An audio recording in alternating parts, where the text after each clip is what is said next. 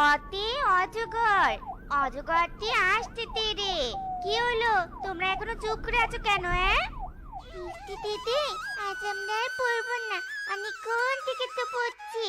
এবার আমরা গল্প শুনবো।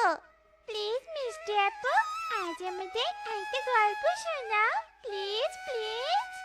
সে কি, আজ আবার পড়ারিকে গল্প কেন? তোমরা আজকাল না বড্ড বায়না করছো, এভাবে তো তোমরা লেখাপড়া পিছিয়ে যাবে। না গো মিষ্টি আপু, একদিন লেখাপড়া না করলে ইচ্ছে হবে না। তুমি আজ একটা গল্প শোনাও ও মিষ্টি আপু, প্লিজ। বড্ড চালাচ্ছ তোমরা, খুব বুঝতে পেরেছো। চিনিয়ে বিনিয়ে বললে আমি আর না করব না, তাই না? বুঝতে তো পেরেছো, এবার একটা গল্প শোনাও প্লিজ। আচ্ছা আচ্ছা, শোনাচ্ছি। শোনো তবে। এক রাজ্যে ছিল অত্যাচারী এক রাজা, আর তার ছিল ফুটফুটে একটা কন্যা।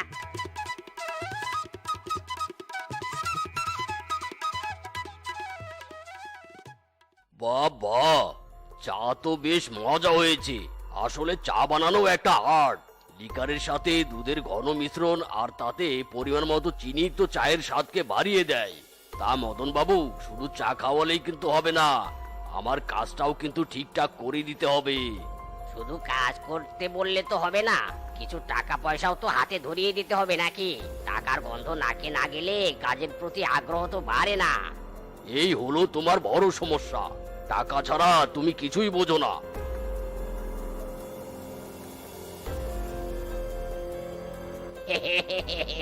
টাকা একটা অদ্ভুত ব্যাপার। টাকা হলে বাঘের চোখও মেলানো সম্ভব। আর দাদা, আমি একা টাকার কাঙ্গাল নই, দুনিয়ার সবাই টাকার কাঙ্গাল। টাকা ছাড়া দুনিয়া চলে না।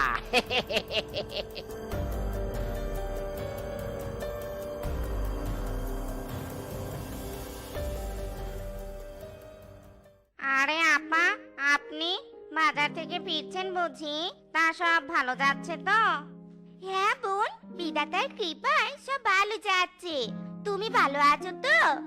হ্যাঁ, স্বামী সন্তান নিয়ে বেশ সুখে আছি। তা বলছি আপা, এভাবে একলা আর কতদিন? সে যে স্বামীর বাড়ি থেকে ফিরলেন আর তো সংসার বাঁধলেন নে। হ্যাঁ, সবই যে বিধাতার ইচ্ছে। তবে প্রথম স্বামীর অত্যাচারে অতিষ্ঠ হয়ে ফিরে এসেছি, এখনো সেই দিনগুলো ভুলতে পারিনি গো। আবার সংসার, স্বামীর অত্যাচারের কাছে একটা মেয়ে যে কতটা অসহায় সেটা আমি খুব ভালো করে জানি। সেসব তো বুঝলাম, কিন্তু পৃথিবীর সব পুরুষ তো আর একরকম নয়। তুমি এভাবে আর কতদিন থাকবে? একা একটা মেয়ের বেঁচে থাকা যে বড্ড কঠিন। তোমার কথা তো বুঝতে পারলুম, কিন্তু আমি তো একা নই, আমার সাথে তো আমার বাচ্চারা আছে। ওরা আমায় আদর করে মিষ্টি আপু ডাকে, শুনলেই মনটা যে জুড়িয়ে যায়। ওদেরকে ঘিরে আমার সুখের স্বর্গ তৈরি হয়েছে বোন। হ্যাঁ, তবু আমার কথাটা একবার ভেবে দেখবেন। আজ তবে আসি। কি হলো রে ফিসকে, দাঁড়িয়ে দাঁড়িয়ে বাতাস খাবি নাকি বাচ্চাদেরকে চিপসগুলো দিবি? কাকু, আমি তো চিপস দিতেই চাইছি, কিন্তু বাচ্চাগুলো তো এক একটা বজ্জাতের হাড্ডি, আমার কথা তো শুনতেই চায় না। এই বাচ্চারা, একটাবার চিপসগুলো মুখে দিয়েই দেখ, ভীষণ মজা আর অনেক দামি চিপস। আচ্ছা, মুখে না দিস, কিন্তু হাতে তুলে। সে কি মদন কাকু, আপনি হঠাৎ আমার উঠোনে? আর এই যে তুমি বাচ্চাদের চিপস নেওয়ার জন্য জোর করছো কেন? সে কি কথা শেফা, তুমি আমার এলাকায় এতিম বাচ্চাদের নিয়ে আশ্রম খুলেছো, আর আমি বাচ্চাদের দেখতে আসবো না? আর খালি হাতে তো বাচ্চাদের সাথে ভাব জমানো যায় না। সবই তো বুঝলুম, কিন্তু এলাকায় তো আপনার নামে খুব একটা ভালো কথা শোনা যায়নি। স্বার্থ ছাড়া নাকি আপনি এক পাও ফেলেননি, তাই এখানে কোন স্বার্থে এসেছেন? বাহ শেফা বাহ, তোমার মাথা তো বেশ পরিষ্কার, খুব তাড়াতাড়ি সবটা বুঝে ফেললে। তবে একটা কথা ভুল বলেছো, আমি একা নই, দুনিয়ার সবাই স্বার্থের জন্য ছুটে, আর আমিও সেরকমই একটু। তবে স্বার্থের ব্যাপার যখন বললেই, তখন সবটা খুলেই বলি। আসলে এই জমিটা আমার বড্ড দরকার। মানেটা কি? কি বলতে চাইছেন আপনি? আহা শেফা, পুরো কথা না শুনে উত্তেজিত হওয়ার দরকার নেই। আমি তো এমনি এমনি জমিটা চাইছি না, তার বিনিময়ে কিছু টাকাও পাবে, কিন্তু এই জমিটা আমার চাই চাই। চুপ করুন, আর একটা কথা উচ্চারণ করবেন নে। এই জমিটা শুধু এক খণ্ড মাটি নয়, আমার আর বেশ কয়েকটা বাচ্চার আশ্রয়স্থল। এই জমি বিক্রি করে আমি মাথার উপরে ছাদ আড়াতে পারবো নে। আপনারা এবার চলে যান। অপমান করলে স্বার্থের জন্য একটু আধটু অপমানিত হওয়াও ভালো, তবে অপমানটা করে তুমি ভালো করলে না, এর ফল খুব কঠিন হবে। চল ফিসকে। এই জলদি পা চালা। আজ রাস্তার সব গর্ত পূরণ করে রাস্তাটাকে একেবারে চাঙ্গা করে তুলতে হবে। বর্ষাকাল আসতে যে আর বেশি দেরি নেই।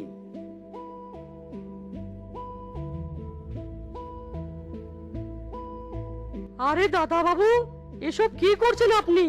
ধনির দুলাল হয়ে কিনা রাস্তার মাটি কাটছেন? এসব কাজ কি আপনার শোভা পায়? কেন কেন, ধনির ঘরে জন্মেছি বলে কি সমাজ সেবা করতে পারবো না? আমি রাস্তাগুলো ঠিক করছি যাতে বর্ষার সময় সবার যাতায়াতে সুবিধা হয়। আর তুই কিনা সেখানে এসেও ফোরন কাটছিস। এই ফিসকে, আর কথা বাড়িয়ে লাভ নেই। মিসকে বরাবরই আমার অবাধ্য, ওর সাথে কথা বলে পথে ঘাটে নিজের সম্মান বিলাতে পারবো না। চল তো ফিসকে, মাথাটা বড্ড গরম এখন।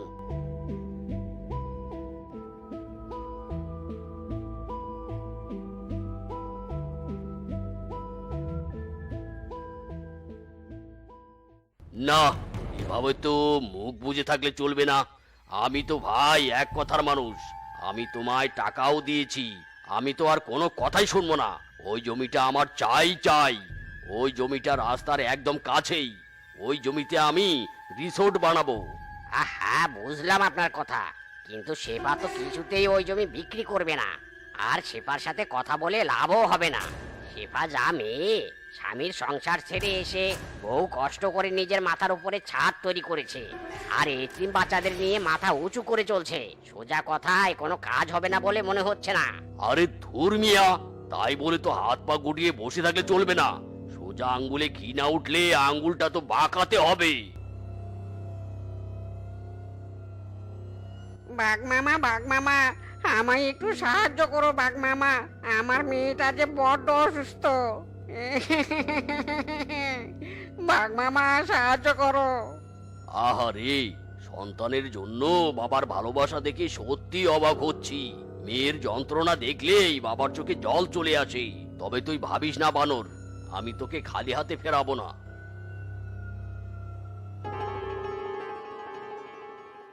এই নে, এখানে 10,000 টাকা আছে।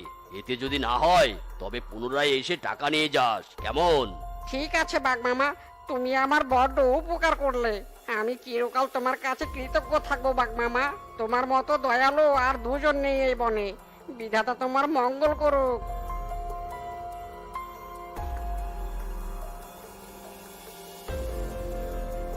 বাবা, বাঘ ভাইয়া, তুমি তো বেশ দয়ালু। এত দয়ালু মুখোশের আড়ালে কঠিন চেহারাটা যদি সবাই দেখতো। মদন বাবু, এটাই তো ম্যাজিক। যতদিন মুখোশ থাকবে ততদিন সকলে মাথায় তুলে নাচবে। তবে আমি কিন্তু এমনি এমনি তো বানরকে টাকা দিলাম না।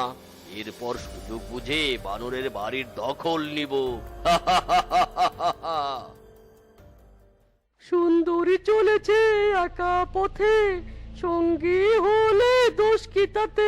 এই সুন্দরী চলেছে একা পথে। এসব কেন করছো পিচকে দাদা? কেন এইভাবে আমাকে বিরক্ত করছো? আমার ব্যাপারে যে সবাই বাজে কথা বলবে, তখন আমার লেখাপড়াটাই বন্ধ হয়ে যাবে।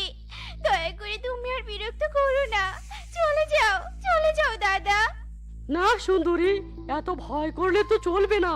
ভয়কে জয় করে তুমি আমার সাথে প্রেম করো, তবেই সব সমস্যার সমাধান হয়ে যাবে। এসব তুমি কি বলছো বিস্কে দাদা? এইসব প্রেম প্রীতির সময় আমার নেই। আমি এখন পড়াশোনা করতে চাই। তুমি আর আমাকে বিরক্ত করবে না, বুঝেছো? আহা সুন্দরী, আমার নজর যেহেতু তোমার দিকে পড়েছে, তবে তো আর তোমায় ছাড়ছি না। কি করছো কি বিস্কে দাদা? ছাড়ো বলছি। এইভাবে রাস্তার মাঝে অসম্মান করছো কেন? ছাড়ো বলছি। ইরে মাইরি, হারামজাদা, তোর এত বড় সাহস! তুই একটা মেয়েকে এভাবে অসম্মান করছিস? বাবার চেলা বলে আমি কিন্তু তোকে ছেড়ে দেব না। আর কোনোদিন যদি এমন অন্যায় করিস তবে তোর হাড়গোড় কিন্তু আস্ত রাখবো না। যাও টিনা, তুমি স্কুলে যাও।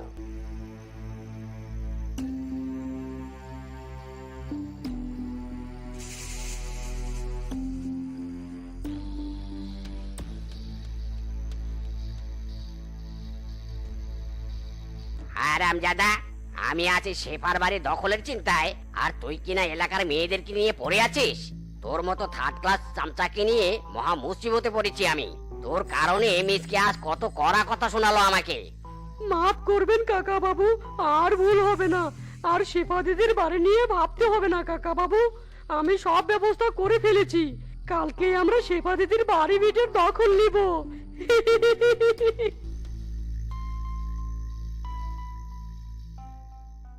শেফা, এই শেফা, কথা শুনছো? ভালো ভালো ওই বাড়িটা খালি করে দাও, তবে কিছু টাকা পাবে। কিন্তু আমি জোর করে বাড়ি ভিটের দখল নিলে তবে আর একটা কানা করিও পাবে না কিন্তু। আহা কাকা বাবু, এত ডাকাডাকির কি আছে? শেফাকে মেরে ঘর থেকে তাড়িয়ে দিলেই তো হয়। আপনি দাঁড়ান কাকা বাবু, আমি নিজ দায়িত্বে শেফাকে তাড়াবো।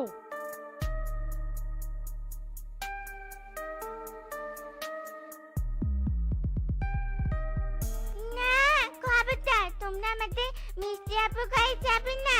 মিষ্টি আপু আর এই ভিটা আমাদের। আমরা এই ভিটের দখল ছাড়বো না, ছাড়বো না। ওরে পাকনা রে, এতটুকু মেয়ের মুখে এত বড় বড় কথা।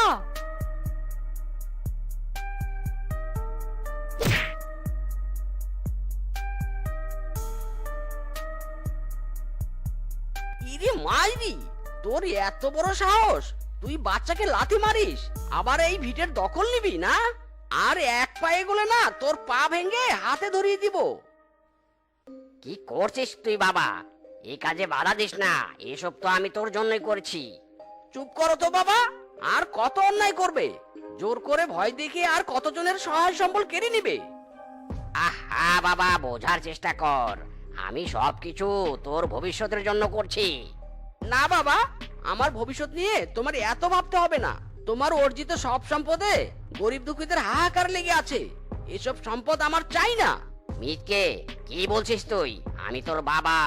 সেটাই তো বড় পাপ। তোমাকে বাবা ডাকতেও যে আমার ঘৃণা হয়। এখান থেকে চলে যাও বাবা। আমাকে যদি সত্যিই ভালোবাসো তবে চলে যাও। হাই বিধাতা, এসব শোনার আগে আমার মরণ হলো না কেন? এই চল সবাই।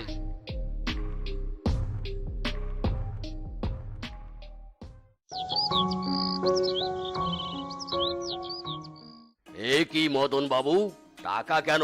আমি তো ওই জায়গায় চাই। তার কখনোই সম্ভব নয়। আমি আমার মনের বিরুদ্ধে গিয়ে ওই জায়গা দখল নিতে পারবো না, কারণ আমার ছেলে আমার মনের দরজা খুলে দিয়েছে। আসলে বাঘ ভাইয়া, পৃথিবীর সবচেয়ে নরম জিনিস হচ্ছে মন। মনকে ভাঙতে হাতুড়ির প্রয়োজন নেই, কয়েকটি কঠিন কথাই মন ভেঙে দিতে পারে। আর আমার ছেলে আমার মন ভেঙে আমার বিবেক বোধ জাগিয়েছে, আর বিবেকের তাড়নায় আমি সব অন্যায় ছেড়ে দিয়েছি, বরং অন্যায় রুখতে শুরু করেছি। তাই ওই জমির দিকে আর নজর দিবেন না, নয়তো ফল ভালো হবে না কিন্তু। চললাম। ওগো, আমাকে টাকা দিয়ে কি হবে গো? আমাদের তো আরো টাকা লাগবে। আমাদের তো ব্যাংক ব্যালেন্স নেই, আমাদের এভাবেই টাকা জমাতে হবে। দেখি আর কোনো উপায় পাই কিনা।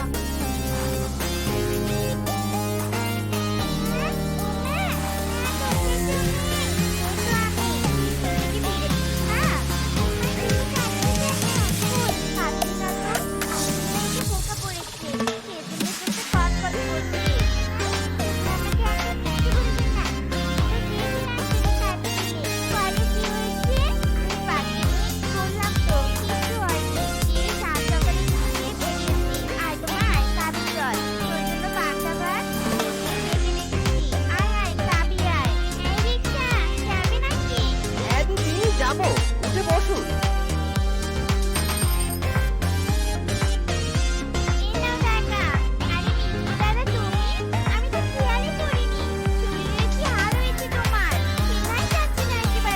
আসলে দিদি গরিবের সংসার জানেনই তো, হাড় ভাঙা পরিশ্রম না করলে পেটে কিছুটি যায় না। গরিবের আবার চেহারা থাকে নাকি? হ্যাঁ, বুঝতে পেরেছি দাদা। তা ওদিকে কি খবর? টাকা পয়সা কিছু জমাতে পেরেছো? না গো দিদি, যা জমেছে সেটা খুবই অল্প। ওই অভাবের সংসার, না খেয়ে দু একটা পয়সা যা জমে তাই আর কি। আহারে, তোমার কথাগুলো শুনে বড্ড খারাপ লাগছে গো। শোনো, আমি একটা আর্থিক ফাউন্ডেশনে তোমার কথা বলেছি। ওরা তোমাকে সাহায্য করতে চেয়েছে। দেখি কি করা যায়। ঠিক আছে দিদি, চলি তবে। ওগো, এভাবে হাত পা গুটিয়ে বসে থাকলে চলবে না। খুব তাড়াতাড়ি কিছু একটা করতে হবে, নইলে যে সর্বনাশ হয়ে যাবে। আর আমি সেটা কিছুতে সহ্য করতে পারবো না। আমিও তো সহ্য করতে পারবো না বউ। আমি কি কম চেষ্টা করি বলো? কোনোভাবেই খাত পূরণ করতে পারছি না। ওগো, চলো রে গো, একবার মোড়ল মশাইয়ের কাছে যাই। উনি যদি সাহায্য করেন। ওগো, চলো না। আগেও তো বহুবার গিয়েছিলাম, খালি হাতে ফিরতে হয়েছে। তবুও চলো যাই, গরিবের কপালে যদি একটু আশার আলো ফোটে। মোড়ল মশাই, সবই তো শুনলেন। দয়া করে এই গরিবের দিকে একটু ফিরে তাকান। দয়া করে ফিরিয়ে দিবেন নে। সবই তো বুঝলাম, কিন্তু তোদের ঘরে নুন আনতে পান্তা ফুরায়। তোদের হাতে কি করে এতগুলো টাকা তুলে দেই বলতো? 5-10 হাজার না, 5 লাখ টাকা। এ কি চারটিখানি কথা? মোড়ল মশাই, এই গরিবের উপরে একটু ভরসা রাখুন। দয়া করুন মোড়ল মশাই, দয়া করুন। আচ্ছা ঠিক আছে, টাকা আমি দিব, তবে একটা শর্ত আছে। তোদের বাড়ির দলিলটা আমার কাছে জমা রাখবি, কারণ সাবধানের মায়ের নেই। তোরা তো গরিব, যদি আমার সাথে প্রতারণা করিস তখন কি হবে? ঠিক আছে মোড়ল মশাই, আপনি যখন বিশ্বাস পাচ্ছেন না তবে তাই হবে। আমি বাড়ির দলিল আপনার কাছে জমা রাখবো। বউ, অবশেষে আসার আলো ফুটলো। শোনো বউ, আজ রাতেই ব্যাগপত্র গুছিয়ে ফেলবে। কাল ভোরেই আমরা শহরের উদ্দেশ্যে রওনা দেব, বুঝলে? ঠিক আছে গো, এবার জলদি চলো। মেয়েটা বুঝে বাড়িতে ফিরেছে। মিষ্টি দাদা, অন্য পথ দিয়ে যাও। সামনে একটা মারাত্মক অ্যাক্সিডেন্ট হয়েছে। পুলিশ রাস্তা আটকে রেখেছে। কি বলো, অ্যাক্সিডেন্ট হয়েছে? আহারে, না জানি কার কি ক্ষতি হলো। বউ চলো তো একটু দেখে আসি। মনটা কেমন করছে। এক সময় আমার মাও যে অ্যাক্সিডেন্ট করে মারা গিয়েছিল, তাই অ্যাক্সিডেন্টের কথা শুনলে ভেতরটা কেমন কেঁপে ওঠে। আহ, আহ, আমাকে কেউ সাহায্য করো। ওগো, সবাই তো অন্যদের নিয়ে ব্যস্ত। এদিকে দেখো, বেচারা কেমন কাঁদছে। এদিকে কারোই খেয়াল নেই। ওগো চলো, ওনার যে সাহায্য প্রয়োজন, ওনাকে এক্ষুনি হাসপাতালে নিতে হবে। কাকা বাবু, আপনার খুব কষ্ট হচ্ছে বুঝি? আর একটু সহ্য করুন, আমরা আপনাকে হাসপাতালে নিয়ে যাওয়ার ব্যবস্থা করছি। রোগীর মাথায় আর বাম পায়ে মারাত্মক ইনজুরি হয়েছে, ইমিডিয়েটলি অপারেশন করতে হবে। হ্যাঁ হ্যাঁ ডাক্তার বাবু, আপনি অপারেশন শুরু করুন। দয়া করে ওনাকে বাঁচিয়ে দিন। দেখুন, বললেই তো আর আমরা অপারেশন শুরু করতে পারি না। হাসপাতালের কিছু ফর্মালিটিস আছে। হাসপাতালে আপনাকে আগে টাকা জমা দিতে হবে, তবেই অপারেশনের পারমিশন পাবো আমরা। ডাক্তার বাবু, আপনি সেসব নিয়ে ভাববেন না। আমি এক্ষুনি টাকা জমা করে দিচ্ছি। আপনি নিশ্চিন্তে অপারেশন করুন। দেখবেন যাতে করে কাকাবাবু বেঁচে যায়, ওনার যেন কোনো ক্ষতি না হয়। আমরা আমাদের সর্বোচ্চ দিয়ে চেষ্টা করব রোগীর ভালো করার, আর রোগীকে ভালো করার দায়িত্ব আমাদের। দয়া করে ঘাবড়াবেন না, জলদি রিসেপশনে গিয়ে টাকাটা জমা করুন। রোগীর অবস্থা ভালো নয়, তাড়াতাড়ি অপারেশন শুরু করতে হবে।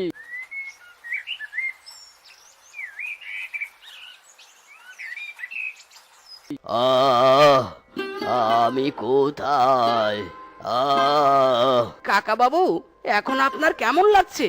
হ্যাঁ রে বাবা, অনেকটা ভালো লাগছে। কারা তোমরা বাবা? আর আমার কি হয়েছিল? আমি এখানে কেন? কাকাবাবু, আপনার অ্যাক্সিডেন্ট হয়েছিল। আপনি রাস্তায় অচেতন হয়ে পড়েছিলেন। তারপর আমরা আপনাকে হাসপাতালে এনে ভর্তি করি। যাক, অবশেষে আপনি বিধাতার কৃপায় সুস্থ হয়েছেন, এটাই বড়। ও হ্যাঁ, মনে পড়েছে।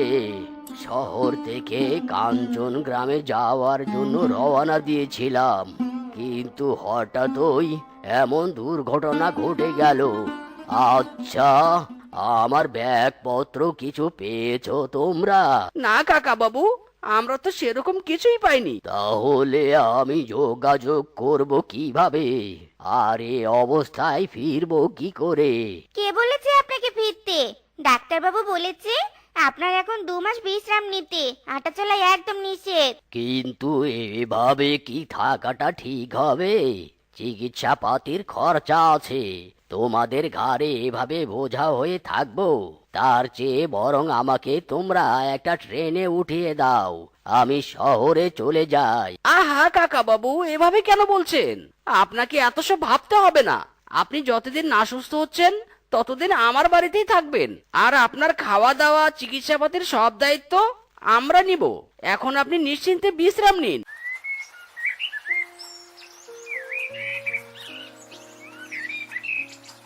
আচ্ছা দাদু, তোমাদের শহরে স্কুলগুলো দেখতে কেমন গো? আমাদের গ্রামের মতো টিনের ঘরের স্কুল নাকি নাকি অন্যরকম? না রে দিদি ভাই, শহরে তো টিন বলতে কিছুই নেই, সব ওই ইটের তৈরি বড় বড় বিল্ডিং, বড় বড় নামকরা স্কুল। ইস, তাহলে তো শহরের বাচ্চারা কত নামি দামি স্কুলে পড়ালেখা করে। জানো তো দাদু, আমারও খুব ইচ্ছে করে শহরের স্কুলে পড়ার। তাই নাকি রে দিদি ভাই? ঠিক আছে, আমি সুস্থ হলে তোকে শহরের নামকরা স্কুলে ভর্তি করিয়ে দিব। স্কুলে পড়বো, ইস, শখ কত! গ্রামের স্কুলে ঠিকঠাক যেতে চাস নে? স্কুল না যাওয়ার কত বাহানা, আর সে নাকি আবার শহরের স্কুলে পড়বে। কাকা বাবু, বাদর মেয়েকে আর গাছে তুলবেন নে। না রে মা, তোর মেয়ে বাদর নয়, ও খুবই বুদ্ধিমতী। ও যদি শহরের স্কুলে পড়তে পারে তাহলে একদিন ও অনেক ভালো কিছু করতে পারবে। মনে হচ্ছে আমি আমার নিজের বাড়িতে নিজের ছেলে মেয়ের কাছে আছি। কত পরিশ্রম হচ্ছে তোদের, সারাদিন সংসারের কাজ সেরে তারপর আমার পিছনে খাটাখাটি করিস। তোদেরও তো বড্ড চাপ হয়ে গেছে। কাকা বাবু, এমন করে বলছেন? আর যদি আমার শ্বশুর শাশুড়ি বা বাবা মা বেঁচে থাকতো তাহলে তো তাদেরও এভাবে সেবা করতুম। তারা তো আর নেই। ধরে নিন না, আপনি আমাদের বাবা আর আমরা আপনার সন্তান। হ্যাঁ রে মা, সে তো অনেক আগেই ধরে নিয়েছি। এত ভালো সন্তানদের কখনো আপন না করে থাকা যায়? ওগো, মোড়ল মশাই দেয়া সব টাকা তো কাকা বাবুর পিছনে খরচ হয়ে গেল, তার সাথে জমানো টাকাও শেষ। এবার তাহলে কি হবে গো? এক বিপদের সময় আরেক বিপদ। বউ, আসতে বলো, পাশের ঘরে কাকা বাবু আছেন, শুনতে পেলে কষ্ট পাবেন। দেখো বউ, বিপদ তো বলে আসে না। কাকা বাবু তো ইচ্ছে করে আমাদের ঘরে আসেনি, বিপদে পড়েছে এজন্য এসেছে, আর আমরাই তো ওনাকে এনেছি। এখন যদি উনি এসব কথা শুনে তাহলে কি ভাববে বলো তো? ওগো, ভুল বুঝুনি, আমি তো সেরকম করে বলিনি। এখন তাহলে আমরা এতগুলো টাকা কোথায় পাবো? তুমি চিন্তা করো না বউ, আমি দেখছি কি করা যায়। একবার রূপা দিদির সাথে কথা বলে দেখি। রূপা দিদি আমাকে একটা আশ্বাস দিয়েছিল।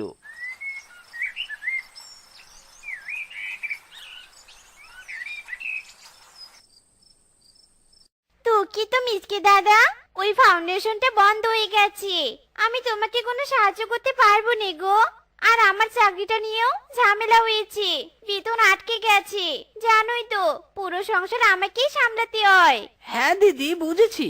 আমি প্রতিনিয়ত অভাবের দিন কাটাই, আমি জানি অভাব কি জিনিস। ঠিক আছে দিদি, দেখছি কি করা যায়। তুমি সাবধানে বাড়ি যেও। যাক, তবে এদের সেবা যত্নে শরীরটা বেশ ভালো লাগছে। কতদিন পর এমন সেবা যত্ন পেলাম। এটা কিসের ফাইল দেখি তো? এ কি, টুম্পার ব্রেন টিউমার হয়েছে? এটা তো টুম্পার রিপোর্ট। দেখ মিসকে, আমি আর তোকে কোনো সময় দিতে পারবো না। হয় টাকা ফেরত দে, আর নয়তো বাড়ি খালি কর। 2 মাস হয়ে গেছে, আর সময় দিতে পারবো না। মোরল মশাই, একটু বোঝার চেষ্টা করুন। আসলে হয়েছেটা কি, হঠাৎ করে এক কাকা বাবুর অ্যাক্সিডেন্ট হয়, আর তার চিকিৎসার জন্য আমি আপনার সব টাকাটা খরচ করে ফেলেছি। দয়া করে আপনি আমাকে আর কটা দিন সময় দিন। এবার না হয় রিক্সাটা বন্ধক রাখবো, 2 মাস পর সব টাকা শোধ করে দিব।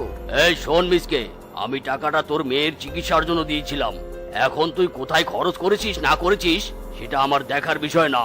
আর আমি তোকে একটি পয়সাও দিতে পারবো না। যে 5 লাখ টাকা তুই ধার নিয়েছিস, এখন সেটা তাড়াতাড়ি বের কর, আর নয়তো বাড়ি খালি কর। হাই বিধাতা, আমি কোন গরিবের ঘরে চেপেছি, যারা কিনা নিজের মেয়ের চিকিৎসার জন্য টাকা ধার করেছিল, আর সেই সব টাকা আমার চিকিৎসার জন্য ঢেলেছে আর আমাকে এত সেবা যত্ন করেছে। ঔষধপাতি খাবারের কোনো কমতি রাখিনি। আমাকে একটু বুঝতে দেয়নি যে ওরা কতটা অসহায়। না না, ওরা তো আমার বিপদে পাশে থেকেছে। এখন তো আমি কিছুটা হাঁটতে পারি, আমাকে ওদের বিপদে পাশে দাঁড়াতে হবে। মোরল মশাই, দয়া করে তাড়িয়ে দিবেন না। বাড়িতে অসুস্থ কাকা বাবু আছে, এদিকে মেয়েটাকে নিয়েও বিপাকে আছি। দয়া করে এই করুণ অবস্থায় এই গরিবের মাথার ছাড়টুকু কেড়ে নিবেন না। দয়া করে আর কটা দিন সময় দিন, দয়া করুন, দয়া করুন মোরল মশাই। ঠিক আছে, তবে 1 মাসের বেশি সময় পাবি না, এই বলে দিলাম। ওগো, কাকা বাবু ঘরে নেই। কাকা বাবুকে ডেকেছো? কি বলো, ঘরে নেই মানে? অসুস্থ অবস্থায় গেলেন কোথায়? আচ্ছা বউ, কাকা বাবু আবার আমাদের সব কথা শুনে কষ্ট পেয়ে চলে গেলেন না তো? জানি নে গো, আমার মাথা আর গোলাচ্ছে নে। কি হবে? এদিকে মেয়েটার অপারেশনের দিন ঘনিয়ে আসছে, এদিকে আবার মোরল মশাই টাকার জন্য চাপ দিয়ে গেল। ওগো, কি করব এখন? মা, ও মা, আমার কিসের অপারেশন হবে গো? আমার কি বড় কোনো রোগ হয়েছে মা? আমি কি আর বাঁচতে পারবো না? না না সোনা, কাঁদিস নে, ভয় পাস নে। তোর বাবা মা থাকতে তোর কিচ্ছু হবে নে। আর তুই তো সুস্থ, তোর কোনো রোগ হয়নি রে মা। জামাতে স্কুলে যা।